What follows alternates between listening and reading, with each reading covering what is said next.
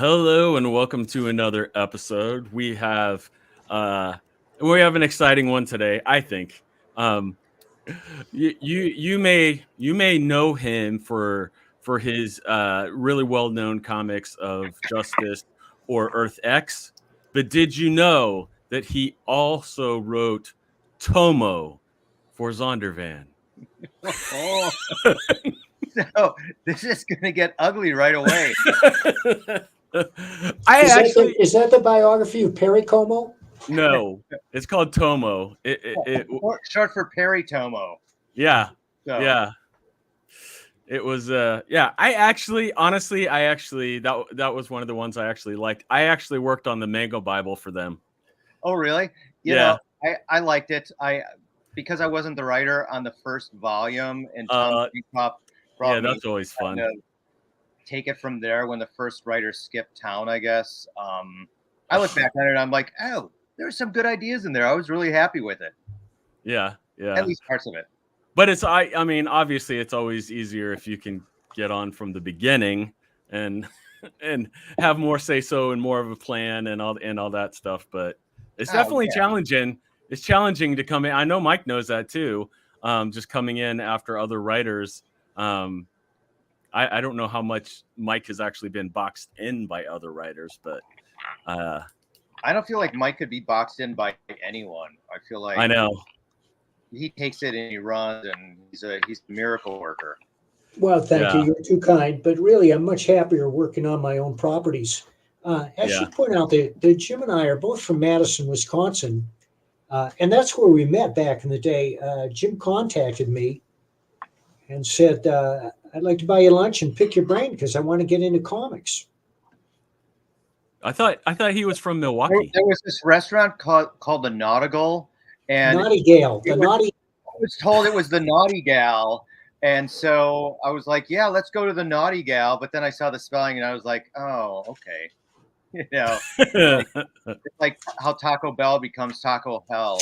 I hope they're not a sponsor of this show, because that would have been wrong for me to say. They are not. Okay. I missed the Naughty Gal. It was on the Yahara River, as I recall. Is it not there anymore? Well, I don't know. I'll take a look when I get back. I suppose I could look it up right now. But I don't know that it's I'd love to know. I think the next time, because I go on these drives because I live in LA. I drive to Wisconsin for home and hang with family and all that kind of thing. And I like the drive so much, but I always try to go up through Madison. So yeah, it's there and it's thriving, and they just listed their summer music sets. Wow. Hey. Yeah. Yes, and for anybody that sees the musical instruments behind Jim, those are not his; those are his wife's. Yeah, they are. So, but there's a bunch. I'll kind of swivel a bit. Is she in a band? Awesome. She is. She's in a couple bands. She's in. She's like kind of all over the place. She's in this kind of. I want to call them a groove band, or they're like groovy kind of. They're called the Adeliers, and she just kind of joined that band. And then she also has been a longtime performer with the Eagle Rock Gospel Singers, which is I would call it, because it is gospel music, I would say it's music for sinners or blues to drink whiskey to with a happy end. That's good. Yeah. And then she's also part of Tom Kenny and the High Seas. And Tom Kenny, of course, is the voice of SpongeBob SquarePants. And so it's kind of like a Blues Brothers band. And Does she have any records out? She does not have records out, but you can definitely find the Eagle Rock Gospel Singer stuff on Spotify. And in fact, if I were to direct you to a couple songs, I would say Meet Me is amazing. I would say MMLJ. No, it's not MMLJ. It's MMLJ. And then I'm Gonna Rise was the one that was used last year in the ESPN commercial. Oh, cool. you know, where you see these guys being beat into the ground and they keep Yeah. up. And it was especially poignant, you know, especially with everyone kind of knocked down, you know, by by diseases and politics. So Right. Yeah. yeah. Well, very cool. Okay, so you guys met. You guys met in. Oh, and Mike was so Madison. great, and you know, I remember him giving one piece of advice because I told him about this Plastic Man idea, and he was like, "Well, you know, I don't think you should put all your eggs in one basket." So that was wise advice. Now I have too many eggs, and I'm working on a second basket. So that's not the best either. I would guard against that as well. So how did you how did you meet up with Alex Ross?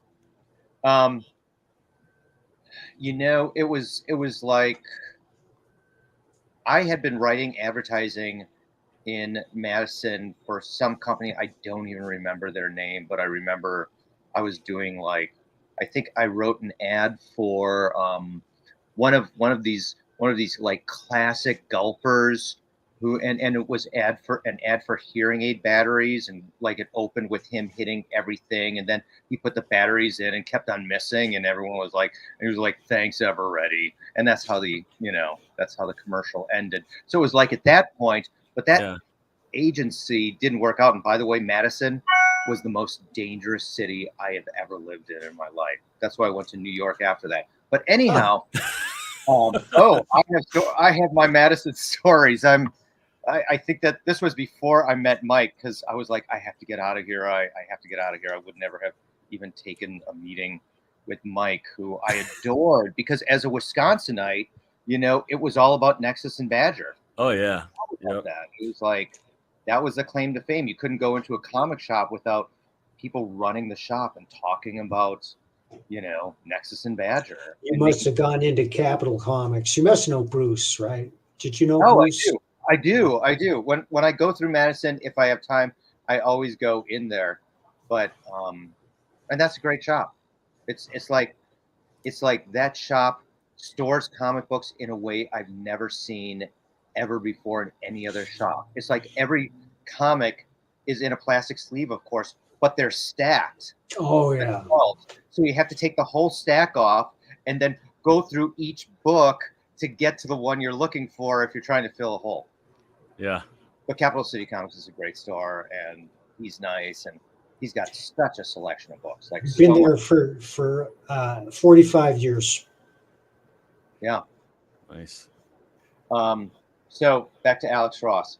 I was working at this advertising agency. It wasn't like really working out. I mean, the one ad was great with a thing, but I could just tell that it wasn't a match for me, and so I'm looking at you guys as opposed to the screen. I hope that that's fine. That's Sure. look at look at whatever. Yeah. But I will say that's a great but storytelling, breaking it down that simple. I mean, that's a good way to get better at storytelling, is even for like doing ads and things like that, because you're telling a story with the Right. And so I told an ad, or I did a campaign with a designer I knew on me, and I started sending that stuff to Marvel, and like I had my advertising portfolio ready, and I had first gone to the Chicago Comic Con and met one of the guys who worked in the advertising department, and he was like, you know, look, the department's growing, maybe we could have a place for you. And I said, okay, can I send it a campaign? So I did this campaign for myself, and it was everything from there were these long kind of cards that would be folded, and you would open it up for the teaser. So the first one was the Todd McFarlane Spider-Man with a word balloon coming out of his mouth, but I had whited out all the word balloon, all the words, and it opened up and said, I think we all know what's missing, Jim Krueger, copywriter. And then the second one showed all these back issues and stuff like that, and I said, you know, comics are like every other business. They just have different issues. Jim Krueger, copywriter, you know. And then there was another one that I said, in the last 6 months, I found homeless people living in my basement, witnessed a beating, and been held at gunpoint. And then that opened up and it said, I think I'm ready for New York, Jim Krueger copywriter. And then I don't remember the fourth one, but I think the fifth one was, I hear you're looking for someone to write copy in your advertising department. And it opened up and handwritten, it said, copy in your advertising department. Am I hired? And so I sent that in my portfolio, and they said, Marvel called back and they said, yeah, no, this is a great campaign. We love your enthusiasm. We love that you know the books. Something may open up in 3-4 months. And I said, well, how about if I come right now? And the guy I met at the con in Chicago, I asked him if I could crash with him because, junior copywriting doesn't pay any better than comics does. So, ultimately he let me crash there, and I started work and went in, did an interview, and I felt like 2 weeks later they called me up and said, we'd like you to start in a month and a half. And then, ironically, getting back to how I met Alex, is they were like, oh, well, the advertising people, the marketing people, we're the ones who usually work the booth at the cons. And so we need to send you to a convention. And the convention was in Milwaukee, Wisconsin, which is my hometown. It wasn't Madison. I moved to Madison for the advertising job. And the first person I was supposed to take around and show his new artwork to and the intro stuff for Marvels was Alex Ross. And we instantly bonded. He had hair then. I had hair then. He still gives me a hard time about shaving it all. He's like, there's nothing wrong with a toilet bowl haircut. What is wrong with you? Why do you have to be this way? But we joke like that. So, well, Jim, you have to be that way because you look like an evil villain. Well, I do. I mean, ultimately, I'm too gooey. I need something to balance things out. That's for sure. It's his your Facebook photo. Jeff, have you seen his Facebook photo? Nope, I have not seen it. Check it out later. Oh my gosh, it's the tintype. It's there's this photographer in Nashville who does tintype photos, and it grabs, as opposed to what cameras try to do today, it grabs every pore, every broken pore of your face, and no matter what, you look like a monster. Yeah. But I'm kind of lending towards Boris Karloff out of the Mummy movie, so I'm kind of thinking that's okay. Yeah. Hey, horror is popular, so I mean it's a good. Right. And so Alex Ross and I, I was promoting him. I was showing him, kind of the first scripts and comic books I ever wrote and made up. And this is another really embarrassing thing, but you guys started this with Tomo. I could go into it. This is something someone shouldn't do. So remember when Spider-Man first came out and everyone was giving Todd McFarlane a hard time about writing? Right. Yeah. He's a much better writer now. And, that only comes from trying. Right. I'm a writer now, and that only comes from trying. But I thought, okay, well, maybe he's looking for a better writer. So I blew up every page, whited out all the word balloons, and rewrote it. And then was that evil of a fan who took him a copy of it and gave it to him and said, hey, I rewrote it if you're ever looking for a writer. So cruel, so dumb. I look at that now and wince. Yeah. Well, everybody's got to have some kind of story like that. Yeah. But anyhow, Alex and I walked around. We talked about Machine Man, and he told me how his mom made a costume of Machine Man for him with extending arms and stuff like that. And we geeked out while promoting Marvels on all 70s Kirby stuff. And that led to a friendship where I remember being at cons with him, and he was telling me his ideas for Kingdom Come, and I was writing this thing, this thing in Marvel Vision magazine, which was Marvel trying to do. It was that era of Marvel where Marvel was like, oh, let's do what everyone else does so we can have that part of it too.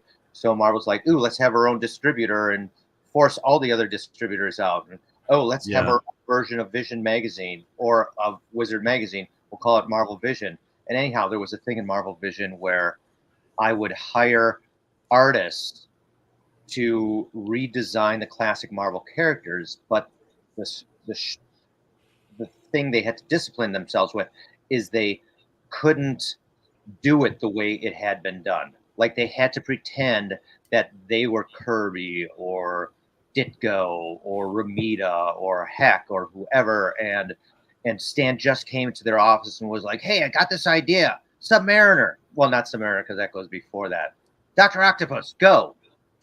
You know, and that was great for the first couple, and then I was like, these designs are so interesting, it almost suggests that there should be an alternate way the story would be told. So I started writing these other versions of the history of the character. And I'd been raised in, my dad had a garage, was an auto mechanic, and so he would always play me Paul Harvey's Rest of the Story. And so I would listen to that and, oh, what's the secret thing I could put in and stuff like that. And Alex just loved it. Like every time a new issue came out, he would call up to say how much he loved it. And then when Wizard Magazine called him and said, after Kingdom Come, we want to do an article on what your vision of Marvel's future would be. He called me up to do kind of the write-ups on those things like I did with Marvel Vision. And that kind of got the whole ball rolling. Cool. And is that what ended up leading to Earth X? It eventually? Did, yeah.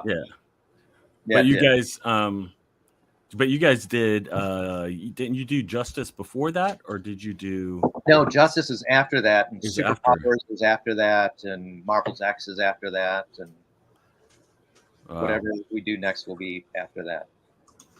That's awesome, though. I mean, you guys, you've done some awesome stuff. Yeah, and I was noticing. I was like, oh yeah, he's done all these things. Winning these awards. He even won some awards for advertising and stuff too. I'm like, yeah, that's pretty good. Well, I wrote the advertising campaign for the Sheboygan fishing tournament in Sheboygan, Wisconsin, and I just love driving into Sheboygan and seeing a big billboard saying "Keep your fly open for 3 days in August." Nice. Hush, you muskies. Yeah. Or like there was another one in the newspaper. People would open up and say, hang out with the local hookers. Nice. It was fun. It was really fun. What Star Wars comics did you write? I wrote some of the Dark Horse Tales ones. There's a Mace Windu one that especially got some notice and like and stuff like that. I'm hoping to do more in the future. Do you remember what you wanted to do with Plastic Man? Yeah, I think it was a stretch. It was.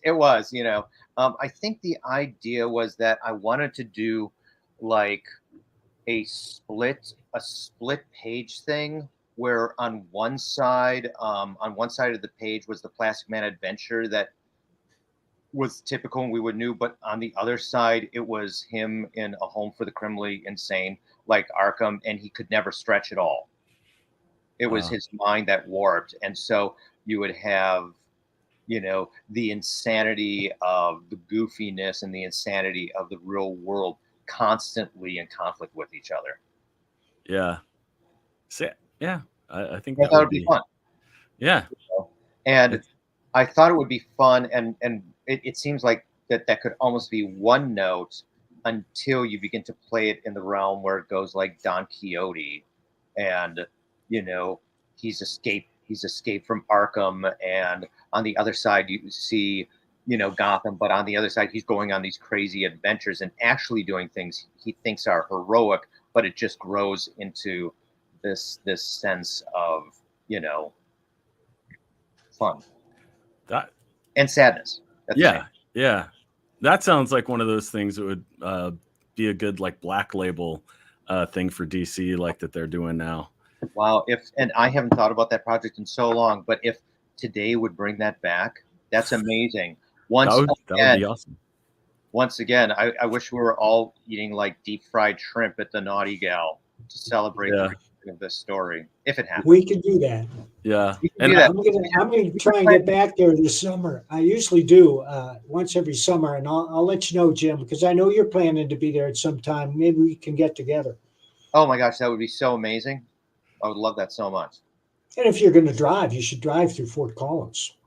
Oh yeah, you know what? I think the next drive, like usually I have my wife with me, and then it just becomes a different kind of experience. But no, I would do that. That would be totally fun. And I think April is my mom's birthday, and she'll be 83, and she still clowns, ironically, at Brewer games. She does face painting.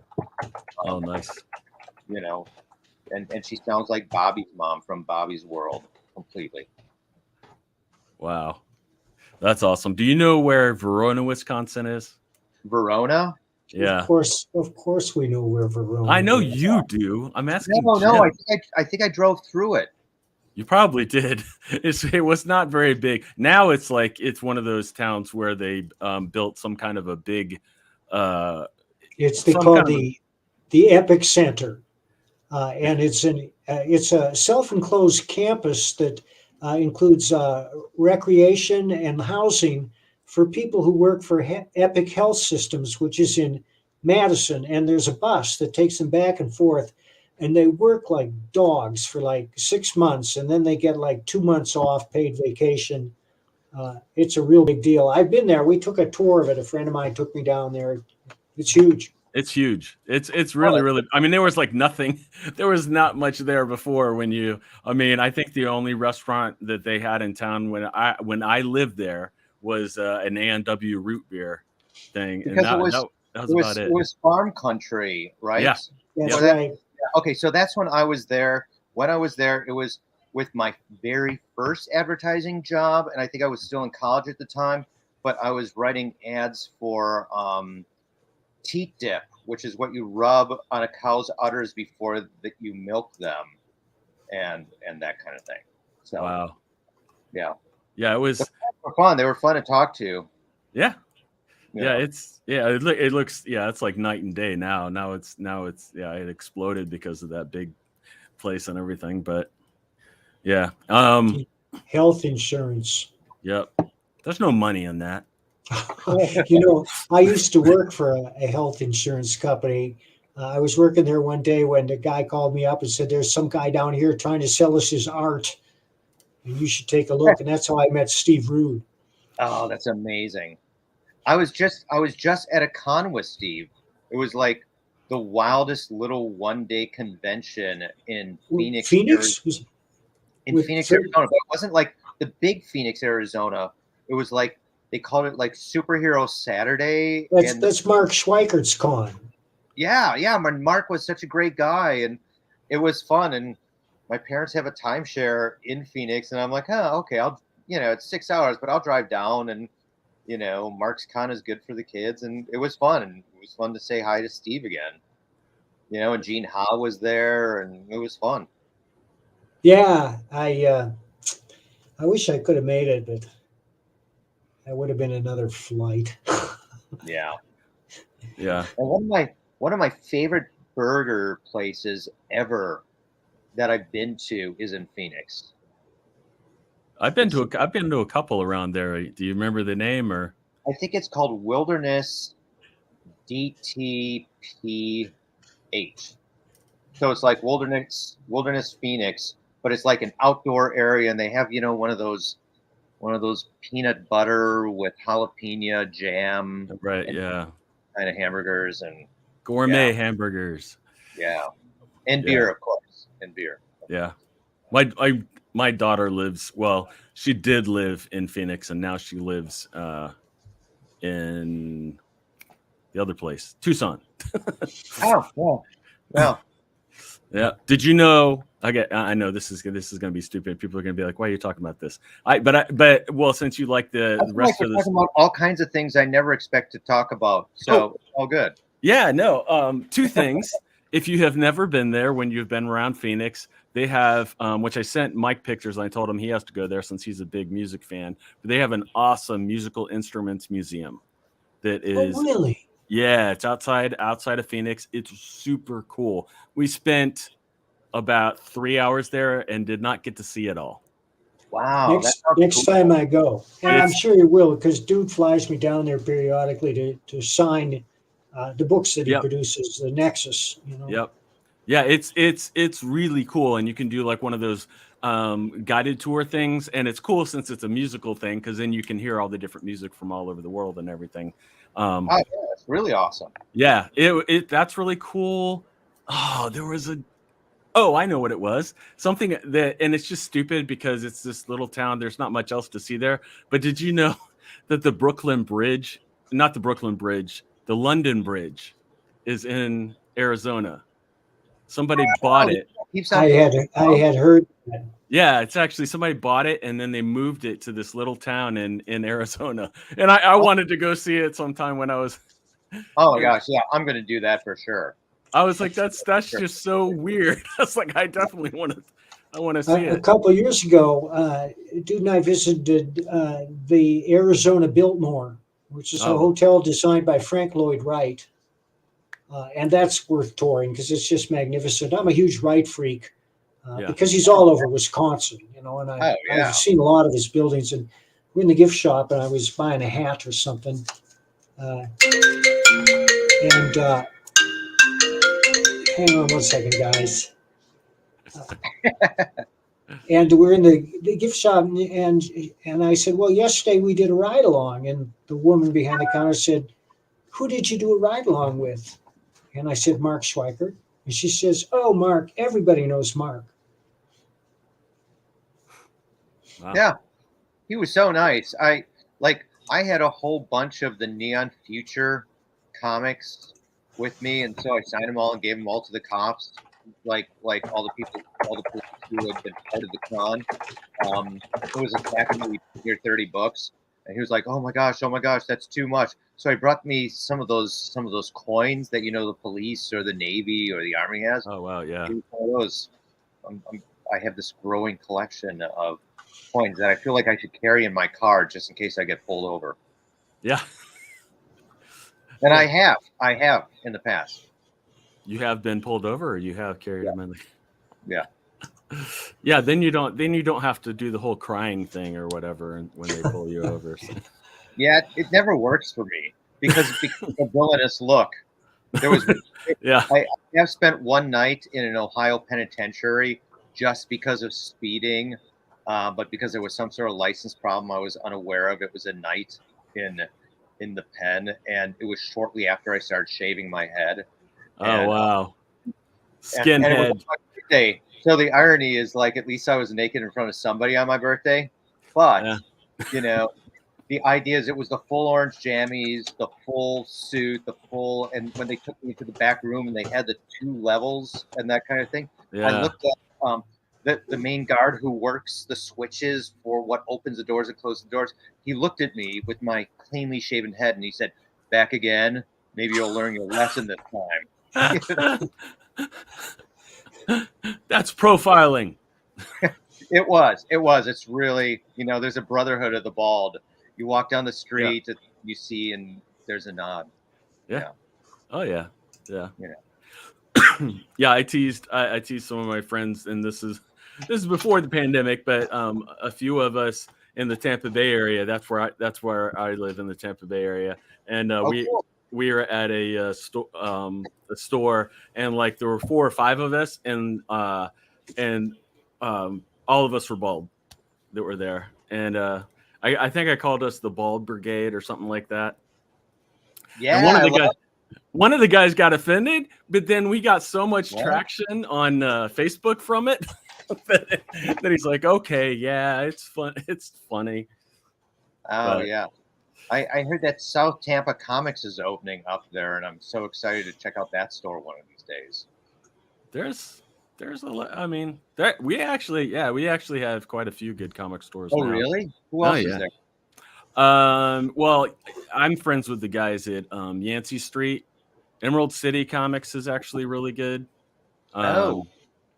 and they do a lot of big stuff, and they even have like a separate room where they do all kinds of stuff there. But I mean that place is like really big because it was Emerald City Comics was originally split into like 4 different stores, and then they combined them into one big, like, Mega store. not quite warehouse size, but it's almost that idea. Like it's really big. Is it like stepping into Mile High the first time you do? It's not quite as crazy as Mile High, but it's oh, that's cool. It's pretty big, and obviously anytime you have that many comics and that much stuff, there's always a lot of super rare, super cool stuff that they have there. And oh my gosh, yeah. I need to come up with a new thing to search for, because I've got like a couple of the collections I've always wanted everything of, and like I've got a complete run of all the UK Captain Britain stuff. All the original Claremont Shrimp stuff through all the weeklies and everything, all the Alan Moore, Alan Davis stuff. Some of it's signed, like all that stuff. So I love that. And I also have a complete collection of the variant Marvel Masterworks. Oh, nice. Yeah. So those are the two, but now I'm kind of like, oh, what do I want? What do I like? You go to a con, it's kind of nice to dollar bin it or come home with something. So I always like go on some kind of a search. And I should bring this up because one of the things that I had most recently kind of completed my collection of the comic book issues was Earth X.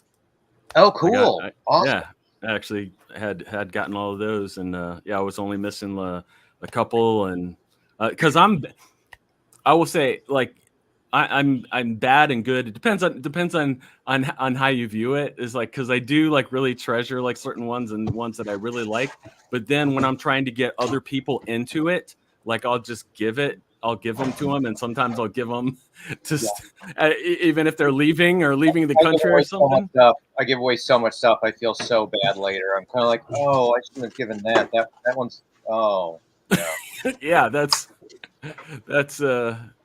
Oh, Mike, amazing. Oh, wow.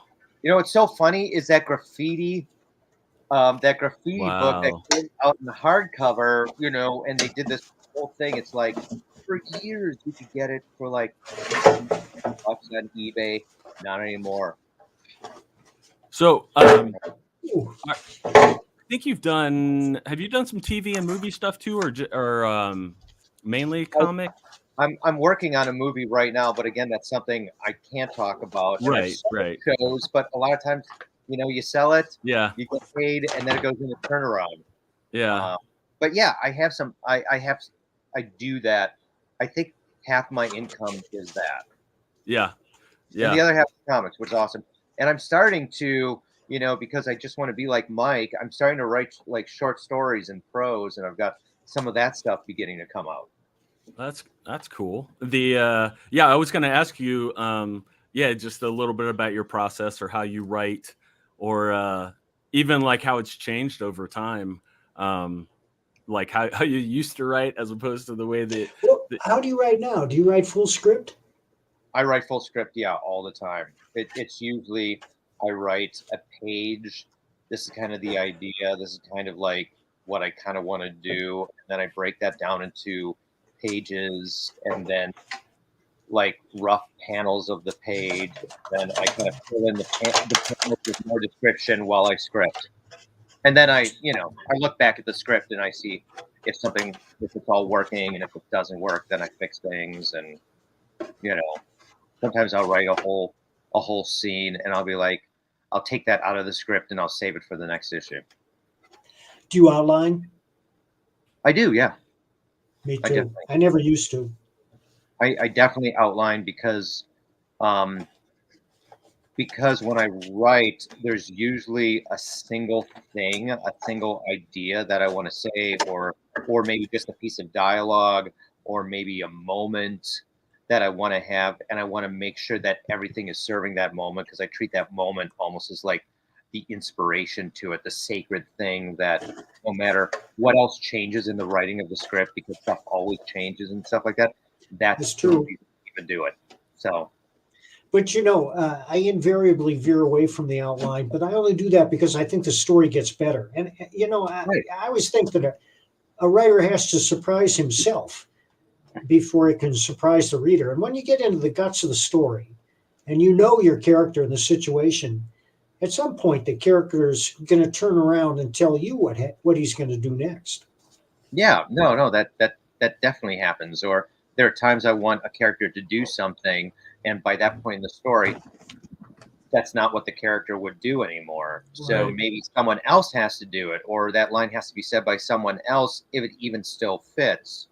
But again, I Right. never mess with the inspiration.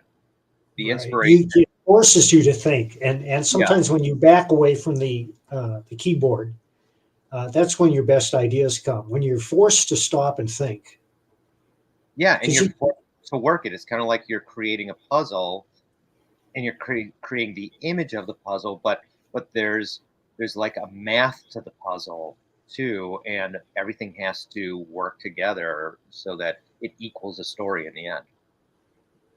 Are you when so when I don't know how it is like working with Alex or some other people, but especially like Alex, like I didn't know how much how specific you get as far as the panels, or whether you're just like, okay, they say this, it's kind of this, but I don't want to give you too much direction.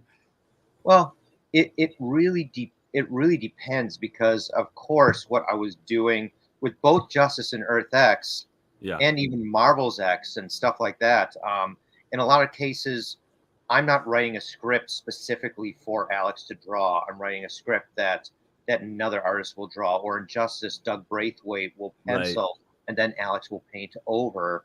And sometimes Alex would change subtly the way the pencils were or the design was, or he'll have very much an inspiration for what he wants the picture to look like, or he wants the image to look like, and sometimes the artist will do their version of it, or they'll just take it another level, or they'll do exactly what Alex suggested you yeah. know Because yeah, sometimes that's yeah, and sometimes that's where the kind of inspiration and creativity comes in is massaging the panels to work right.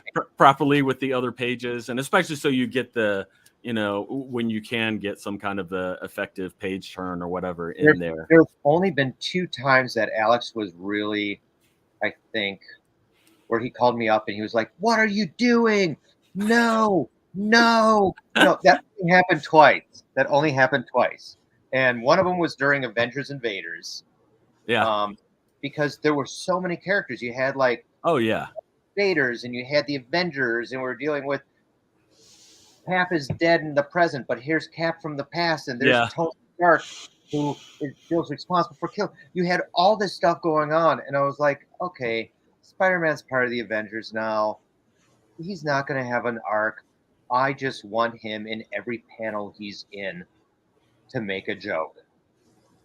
And so I just wrote Spider-Man. And there's a point in Avengers Invaders, like I wrote him specifically to be so obnoxious and so fun.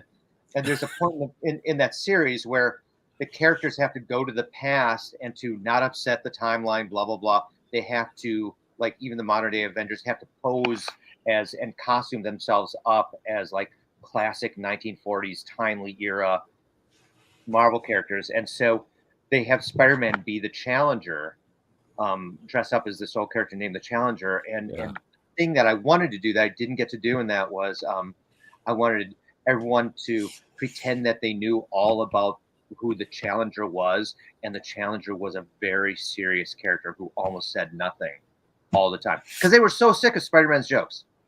Yeah. That idea made me laugh so much.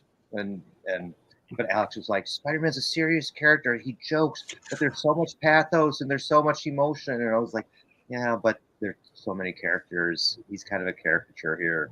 Blah blah. So yes, I got in there's trouble for that more one. pathos and emotion in every panel. And the other one in Paradise X, there was a point when you find out that because of the story goes in all these directions, but you find out that King Britain, who is Captain Britain, now the King of Britain, to align themselves with other species and for the good of the earth, he's going to marry Black Bolt's widow, Medusa.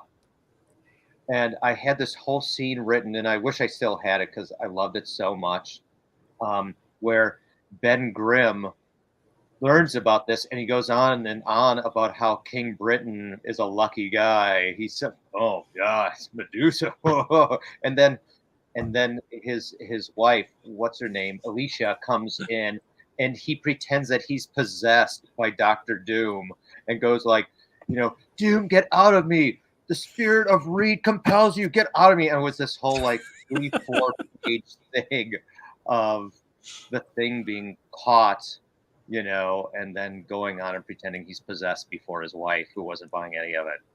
Yeah, I didn't get to do that scene. So Alex didn't like that one either. That said, because it was too funny. If I go too funny, Alex is usually like, okay, back to plot, back to character. And that's the right thing. We all need our editors. Yeah. I need an editor more than anyone.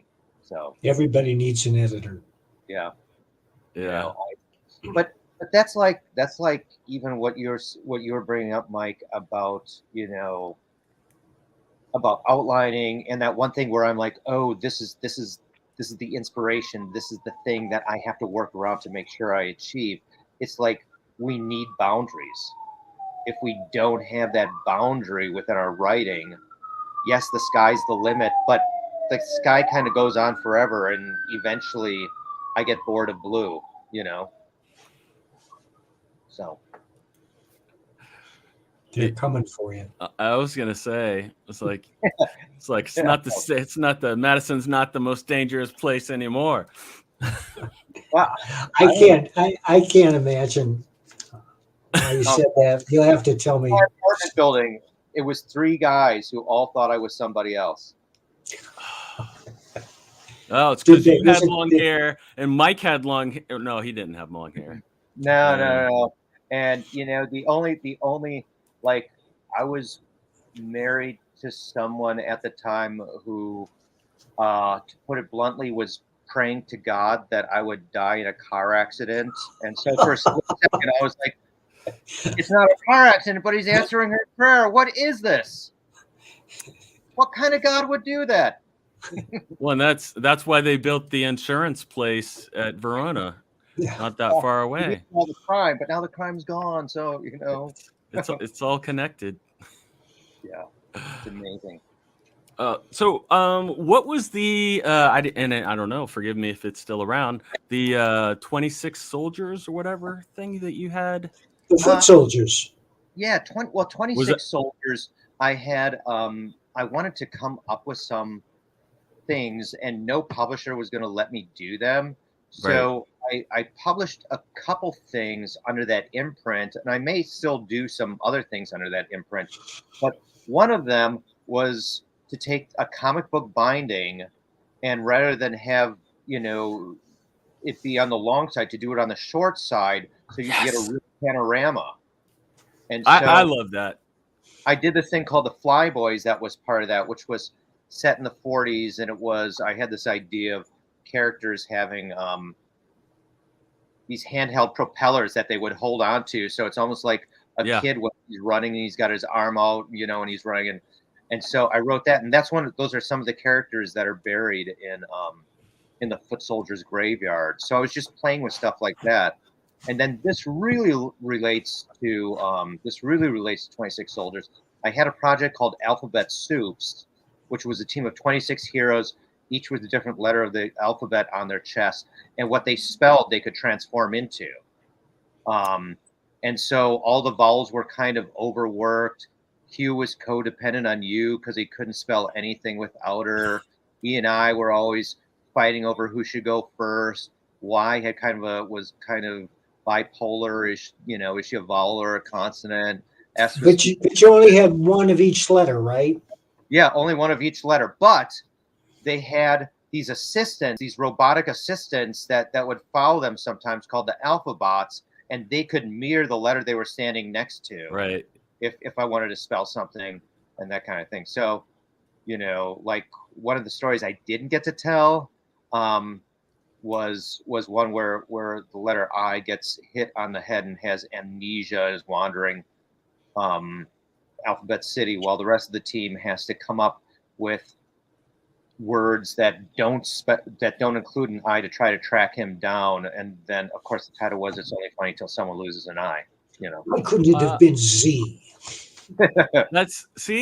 And that actually, I bet, because of all of the words and things like that, I bet that would work as a prose thing.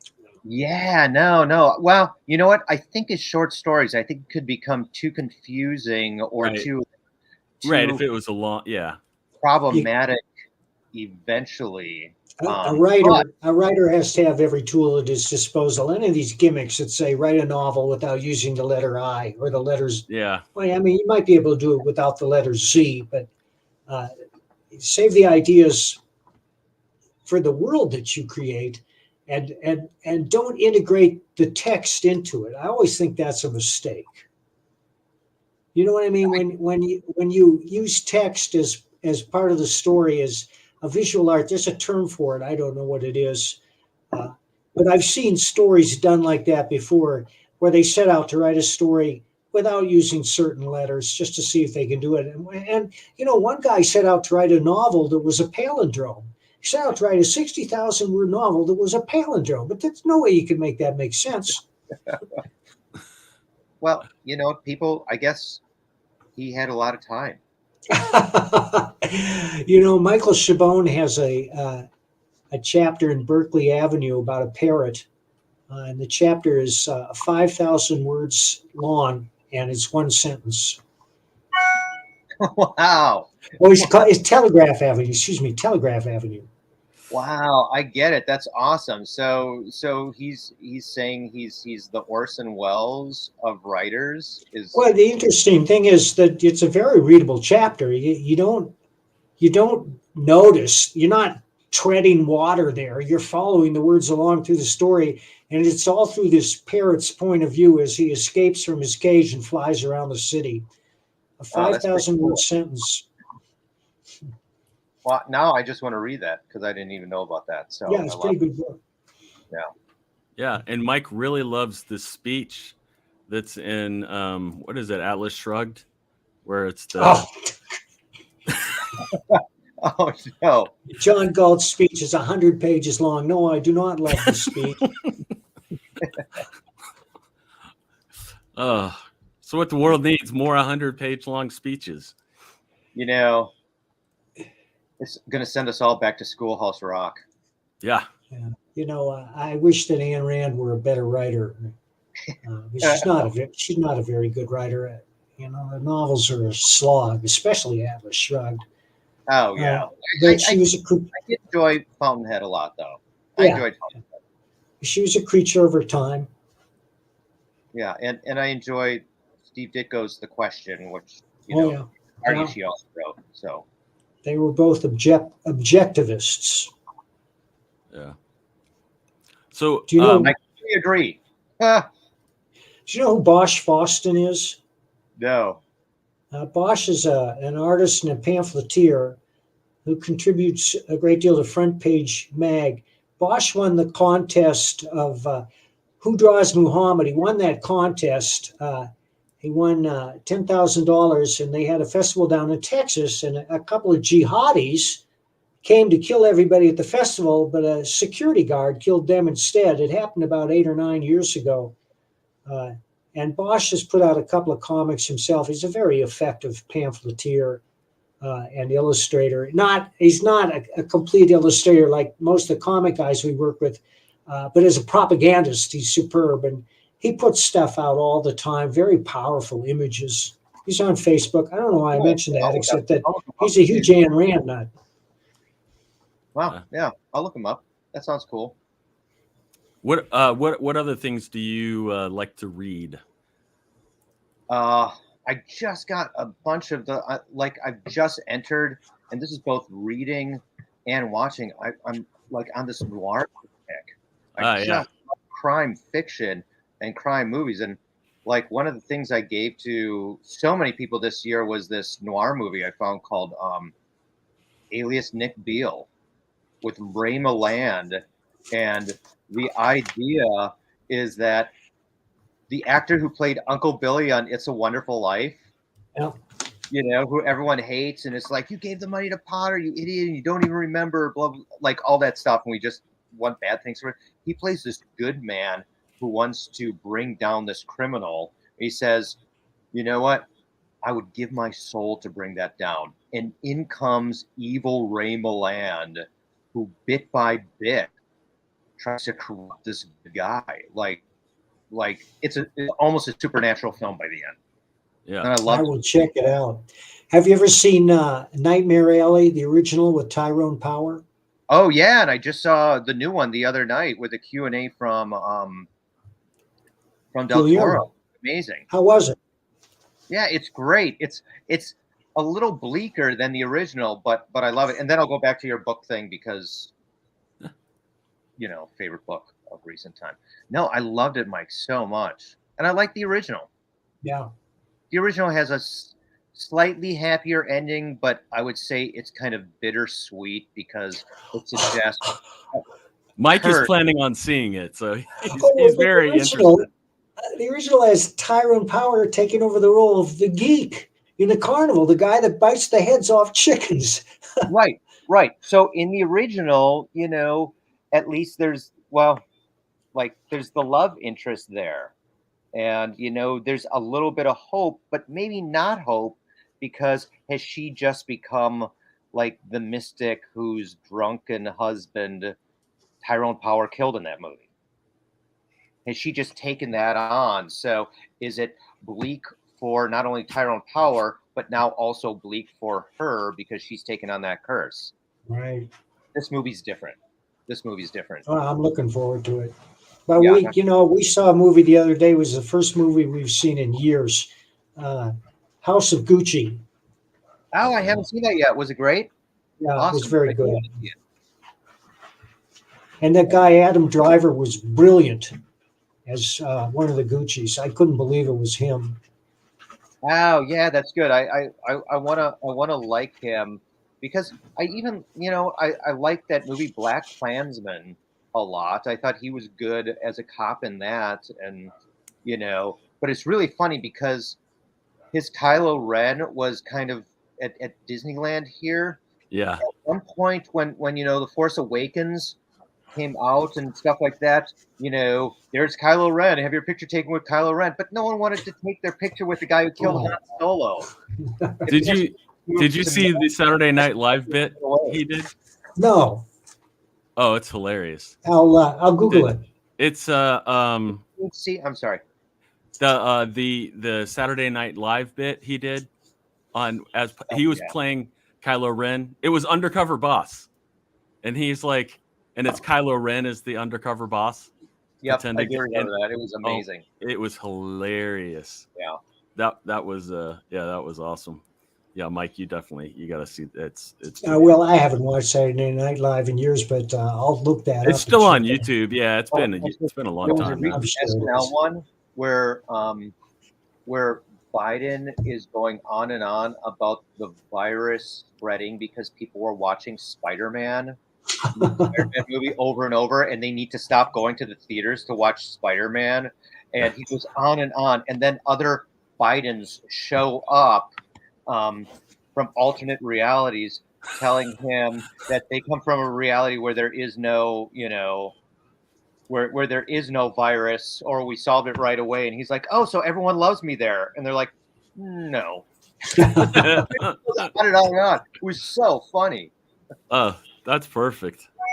Yes, sometimes they nail it, but it's less so often these days.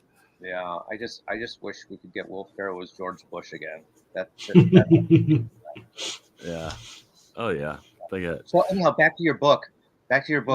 And I found this was the other thing I was giving people for Christmas this year is, and this is a giant surprise, but Ethan Hawke has this book out called Rules for a Night. Yeah. And the story behind it goes is they found a letter at some great aunt's farm when she had passed, and they tried to get they've tried to find proof to say it is a letter from medieval times or it's not, and that from that era, from the Dark Ages. But it's the story of a father thinking he's going to go into battle the next day and he's going to die, and so he spends the night writing his sons and daughters a letter about his wisdom. It's like a self-help book filled with great stories that all have to do like wisdom and kindness and patience and all this stuff. And I'm like, it's one of my favorite books ever. Yeah, he's a really good writer. Yeah, actually. Yeah, and the book is like inspiring.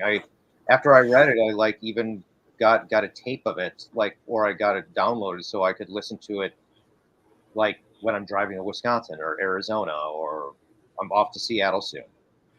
Yeah, I remember because it was I think even when he was in college, he was cranking out some really awesome stuff for screenplays or something that he was writing, and I was getting to read some of them, and I'm like, he's that good looking and he can write that well. I was like, this is not fair.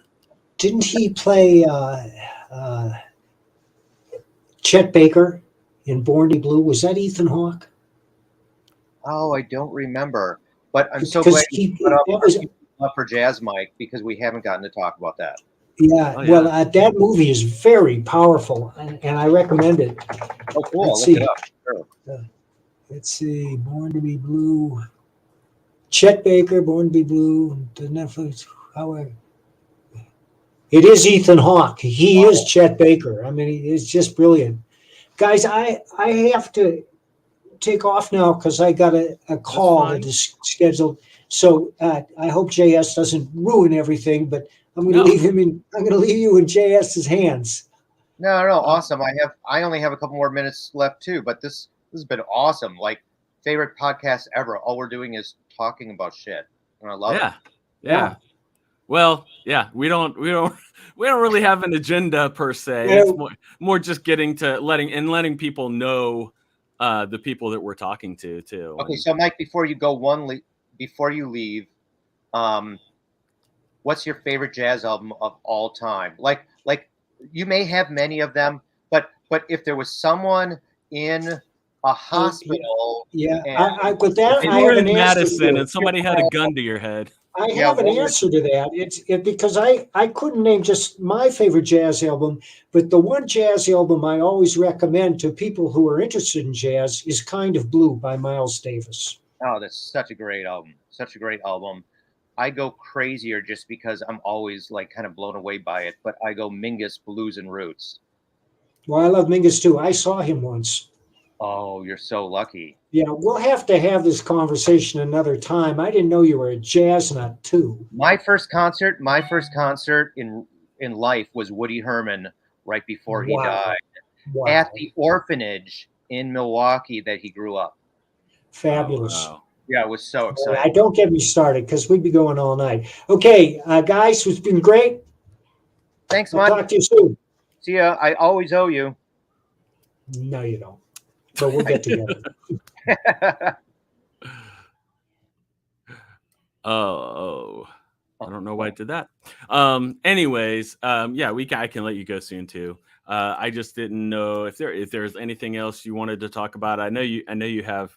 He has a project with some sort of musical group or something that he can't talk about. Well, Z2 is putting out graphic novels, and I'm doing one with them, and it's really awesome.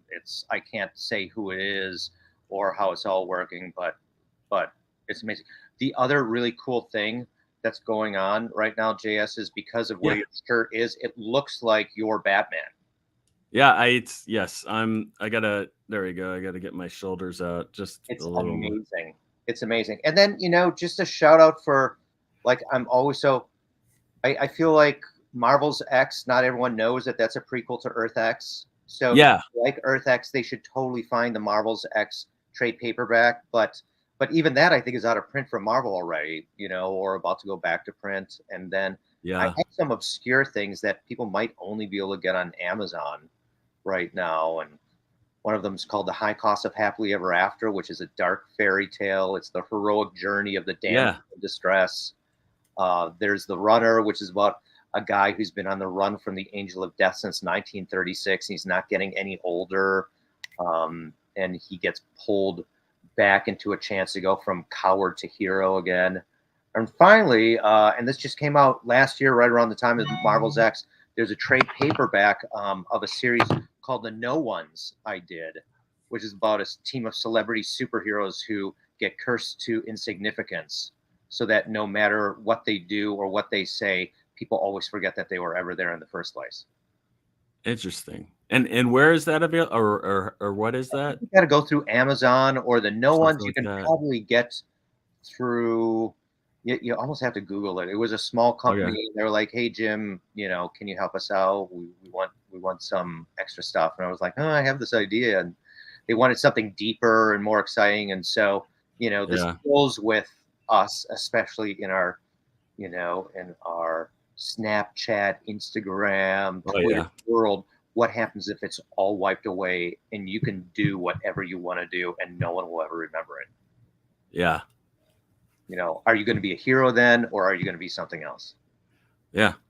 Yeah, because there's no. And yeah, I was also going to say, and make sure you guys check out Tomo, because he's really proud of he's really proud of that. Okay. You know what? Okay, so I should explain. So Tomo was for a company called Zondervan, who put out completely, Christian material, and Yeah. so it's this like animal, or well, it's about like a little girl, like Karate Kid, like the Yeah. Karate Kid, ultimately going into this fantasy world and helping kind of save the people in that world that were being changed into animals. And they didn't have a story for me at all, other than like, they're doing this and blah blah blah. And so I ultimately have it suggested that because the devil got kicked out of this world, he's now in that one, and he's changing people into animals so that he can rename them and have power over them. Interesting. And I still like that idea. I'm like, oh yeah, that's a fun idea. Yeah. Yeah. It's cool. And I'm just, I'm teasing. Believe me, I brought up. I liked writing it, and I liked everyone I got to work with. And I actually think I get a little worried sometimes because people, have lots of legitimate concerns for their own beliefs and stuff. Right. Like Yeah. This is just like, oh, okay. This is the world. This is the world to work in and to inhabit, and these are the rules of the world. And I actually think it turned out good. Yeah. No, that's like I said. I mean, it's one of the ones that I actually enjoyed. The one I was working on was, and it's funny. It's one of those the Mango Bible thing, because it came from Korea, and I had to rewrite all this stuff because it was a lot of it was very comedy and humor oriented, and none of the Korean humor really worked with an American audience. So I was rewriting the whole thing, and like every issue was like 300 pages or whatever. Yeah. So it was like, it's crazy. But it was an exercise in frustration for me, because it was mostly comedy, and we had like 4 editors on the book, and everybody has a different opinion of what's funny. So it was just a nightmare getting anything that I really thought was funny into it. But there's lots of people that love it. There's lots of and there's people that just absolutely, they're like, man, it's like, it was so great and so fun. I'm like, oh man, if you knew what I went through behind the scenes. Well, and I mean, that just goes to show, like, when you become a writer, and you never know what gigs you're going to get. You never know what's going to come in front of you. Like, there is a giant company I'm doing a project for right now. I'll just hint at it being the service industry. Yeah. And I'll be like, they brought me some leadership principles, and they said, we want you to turn it into a superhero comic. And I'm doing so. And it's one of my favorite things ever. Like, wow. I can't believe how great it is. It's turning into just one of those books that I'm just in shock because it's so good. Is there anything else like that you've done that you were surprised at just like how well it turned out? Yeah. And I should close here with a little bit of a confession. I was the one who created Combo Man for Combo Snacks years ago. Oh, wow. It started out as a little ad that Marvel was doing in in league with Combo Snacks, and then it turned into this giant thing. Like I've been collecting all the swag for. I have a basketball of Combo Man. I have like a fancy like sportsman's jacket and T-shirts and cards. And Mark Grunwald wrote a Combo Man comic book. Like it's crazy. Wow.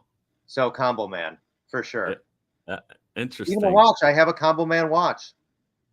Hey, and you know what's funny, and Mike and I had talked about this before, but yeah, one of the comics that my son loved and really got a kick out of, but he legitimately liked it, was Atari Force, and that was Mike's first published comic, actually. Oh my gosh! And it was so good. It was so good. And it's like you would not think that an Atari Force thing would be that great, but it's like, you know, if you give Mike, you know, a chance to do something like that, I mean, it's oh my gosh, totally. There was a company that I had started working for, and then COVID kind of shut them down. But there was a project I was going to bring Mike on. Oh wow! Idea that of mine that they really liked, and I was like, well, let's get Mike Barron to do it, and they were all excited. And I sent Mike kind of my 2-page, 3-page write-up on it, and he was really into it. And then the company just disappeared, as companies did during COVID. Yeah. Oh yeah. We'll come back, and you know, I'll get a chance to do it again, or maybe not. But Mike would have killed on that property. Oh yeah. He would almost, but anyways. Yeah, we can let you go. Definitely check out all this stuff that that Jim brought up, and definitely. And my Instagram is I am Jim Krueger, just the letter I, the letter M, and then Jim Krueger. So definitely, I promote stuff, and you know. Is that mostly where you are, or do you spend some time on Facebook? I'm on Facebook too. I haven't had a website in a long time. I'm sure that eventually I'll get there. And this is almost a hint. Save those Foot Soldiers comics. So that's all I'll say. That's cool. Yeah, very, very excited about that. Very, very cool. Yeah, that was looking pretty good. Because I have not read those, but I was, when I was going over everything and trying to get ready for this, I was like, oh yeah, it's like those look really cool. It's like I meant to check that out. But no, awesome. Very cool. Well, we'll let you go. Definitely go follow him on Instagram, and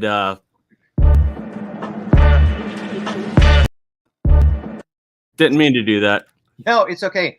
But saying bye. See you. Thanks. Lots of fun.